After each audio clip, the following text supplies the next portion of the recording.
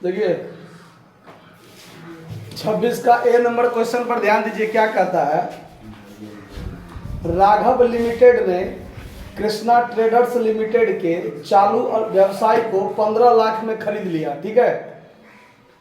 3 lakh check द्वारा भुगतान किया और शेष के लिए इसने प्रत्येक 100 रुपया वाले समता अंश 20% प्रीमियम पर निर्गमन किया है। देखिए सवाल पर क्या कहता है। और उसने संपत्ति और दायित्व निम्न प्रकार था। प्लांट एंड मशीनरी 4 लाख का था उसके व्यवसाय में, भवन 6 लाख का था, स्टॉक 5 लाख का था, देनदार 3 लाख का था और लेनदार 2 लाख का था। बात पर ध्यान दीजिए क्या सब हुआ। सो उसने 15 लाख में एक व्यवसाय को खरीद लिया। किसके व्यवसाय को? तो कृष्णा ट्रेडर्स लिमिटेड का व्यवसाय 15 लाख में खरीदा, ठीक है। अब यहाँ पर ध्यान दीजिए कि जो जो संपत्ति हमने खरीदा है वो संपत्ति मेरे पास आएगा, उसको हम डेबिट करेंगे। मैंने आपके व्यवसाय का लेनदार भी ले लिया, कर्जा भी ले लिया, तो आपका कर्जा अब मेरा कर्जा हो गया ना। तो कर्जा का खाता किस चीज से खुलता है? जमा से। तो अगर मैंने आपका कर्जा भी लिया तो उसका कर्जा को क्या करेंगे? क्रेडिट करेंगे। क्या करेंगे? अब मान के चलिए मैंने आपका एक व्यवसाय खरीदा, 15 लाख में खरीद लिया, उसमें 2 लाख का मैंने आपसे लायबिलिटीज भी लिया है, आपका लेनदार भी 2 लाख का ले लिया, तो हम आपको वास्तव में कितना देंगे? 13 लाख रुपया देंगे ना। आया बात समझ में? हम आपको कितना देंगे? 13 लाख ही देंगे। क्यों? क्योंकि मैंने आपका 15 लाख का व्यवसाय में संपत्ति 15 लाख का लिया, आपका संपत्ति 15 लाख का लिया और 2 लाख का लायबिलिटीज लिया, तो हम आपको मात्र 13 लाख देंगे। क्यों देंगे? तो 2 लाख तो आपने उसका लायबिलिटीज लिया था ना, और वो लायबिलिटीज अब मैं ले रहा हूं, तो मैं आपको कितना दूंगा?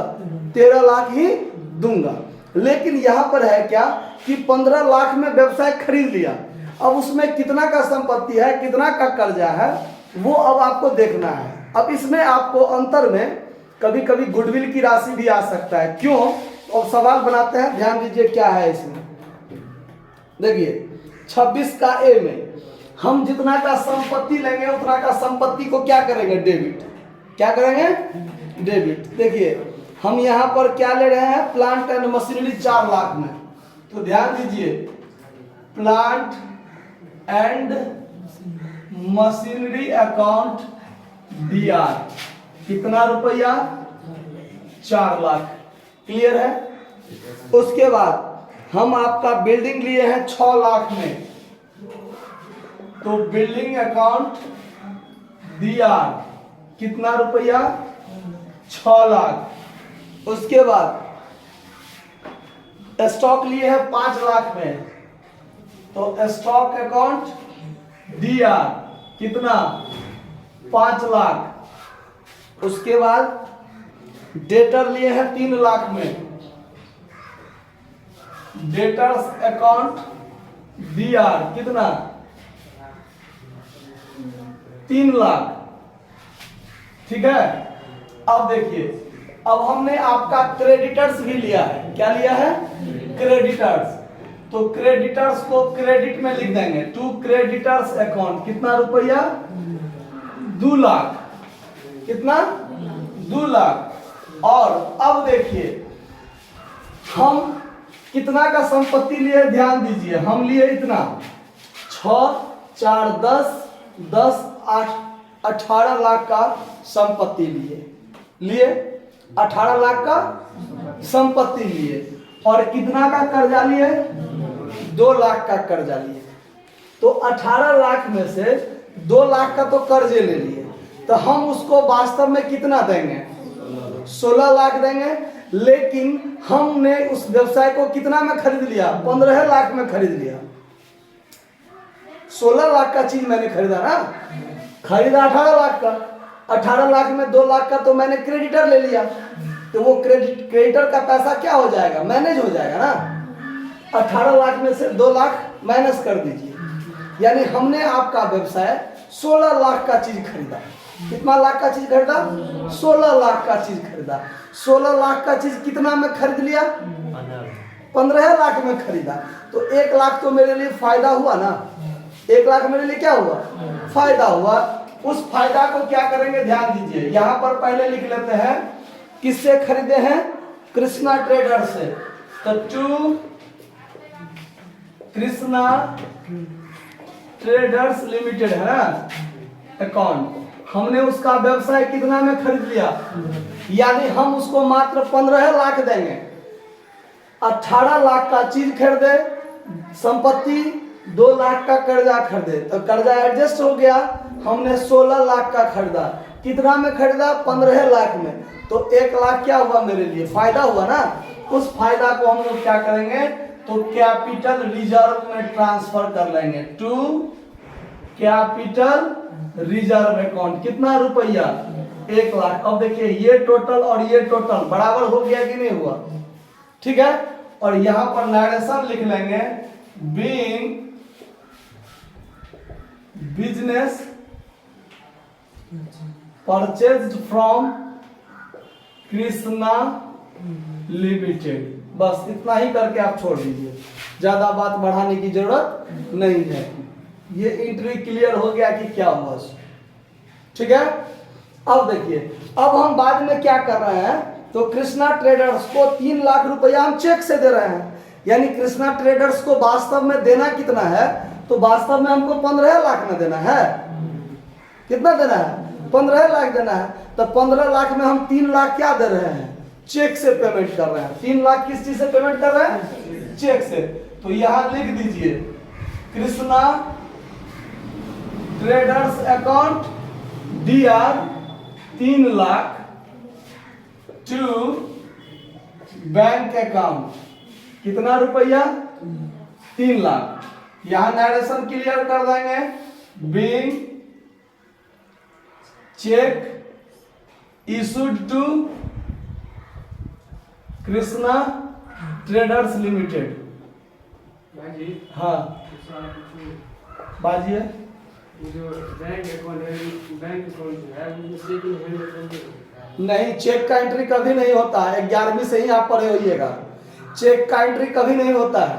आया बात समझ में? अगर मैं पाऊंगा और सेम डेट में बैंक में जमा करूंगा तो बैंक अकाउंट DR होगा। अगर सेम डेट में मैं जमा नहीं कर रहा हूं तो वो चेक को हम एज ए कैश मान के चलते हैं, वो मेरा कैश हुआ मेरे लिए, तो कैश अकाउंट DR करते हैं। लेकिन जब मैं किसी को चेक दूंगा तो वो आज जमा करे, कल जमा करे, चाहे 1 महीना बाद जमा करे, पैसा तो उसको बैंक ही देगा ना। इसीलिए 2 में क्या लिखते हैं, बैंक लिखते हैं। आया बात समझ में? अब चलिए, कृष्णा ट्रेडर्स को देना कितना है, 15 लाख। हमने कितना दे दिया, 3 लाख दे दिया ना। अब उसको और कितना देना है, 12 लाख देना है, ठीक है। अब यहां पर तो बोर्ड चमक रहा होगा, इस साइड में थोड़ा हम बता रहे हैं, ध्यान से देखिए, ठीक है। नहीं तो चलिए थोड़ा नीचे और चल सकता है यहां तक, देखिए।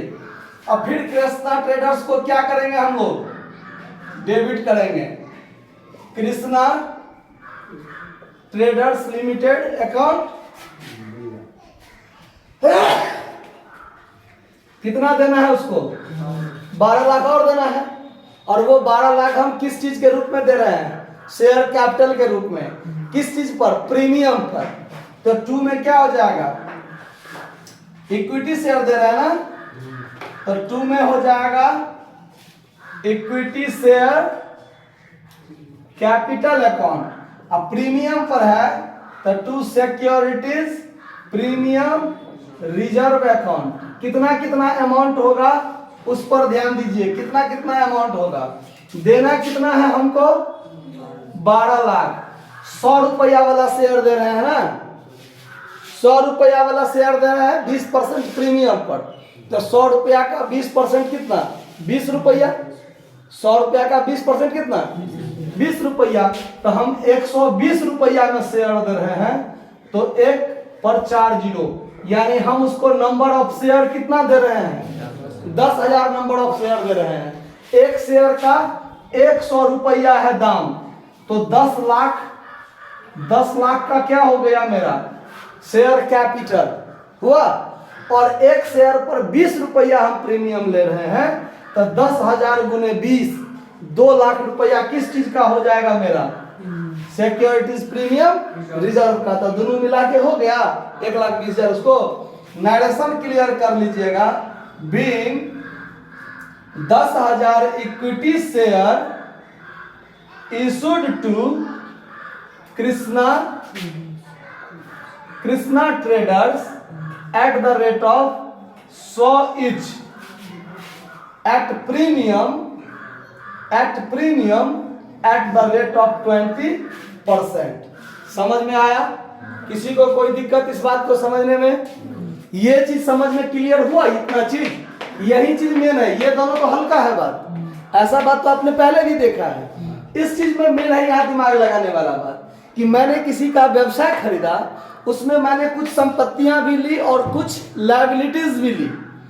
तो मान लीजिए हम आपसे 10,000 का संपत्ति ले रहे हैं और आपका कोई कर्जा है और मैंने आपको वचन दिया कि मैं आपके कर्जे 1,000 का पेमेंट मैं आपको कर दूंगा, तो मैं आपको कितना रुपया नगद में दूंगा? 9,000 रुपया दूंगा ना, क्योंकि 10,000 में मैंने संपत्ति लिया और कहा कि आपके बदले में 1,000 का जो आपका लायबिलिटी है वो मैं दे दूंगा, तो मैं आपको नगद में कितना दूंगा? 9,000 दूंगा ना। तो यहां पर ये चीज क्लियर हो रहा है बात कि 4 लाख का संपत्ति है, 6 लाख का ये संपत्ति, 5 लाख का ये संपत्ति, 3 लाख का ये संपत्ति, यानी 4 को संपत्ति लिया मैंने और 2 लाख क्या है? लायबिलिटीज लिया। तो 18 लाख संपत्ति में 2 लाख आपका लायबिलिटीज का मैंने ले लिया, तो मैं आपको वास्तव में कितना दूंगा? 16 लाख दूंगा। कितना दूंगा? लेकिन मैंने आपके संपत्ति को कितना में खरीद लिया? 15 लाख में खरीद लिया, तो 1 लाख तो मेरे लिए और फायदा हो गया ना। तो वो जो मेरे लिए 1 लाख और फायदा हुआ वो आपका कैपिटल रिजर्व हो जाएगा। आया बात समझ में? कोई दिक्कत? कभी इसका उल्टा बात भी हो सकता है, जैसे कि 26 का बी में मैं बताऊंगा। वहां पर जैसे यहाँ 18 लाख का संपत्ति है, 2 लाख का कर्जा है, तो 16 लाख हुआ। अब 16 लाख का संपत्ति हमने आपसे 18 लाख में लिया, तो 2 लाख एक्स्ट्रा देना पड़ रहा है हमको। तो वहां 2 लाख हम एक्स्ट्रा किस चीज का देंगे? आपको गुडविल का देंगे। किसी का देंगे? तो उसमें गुडविल डीआर हो जाएगा। वो अगले क्वेश्चन में हम लोग देखेंगे। ये चीज क्लियर है बात? कोई दिक्कत? नोट कर लीजिए। धन्यवाद।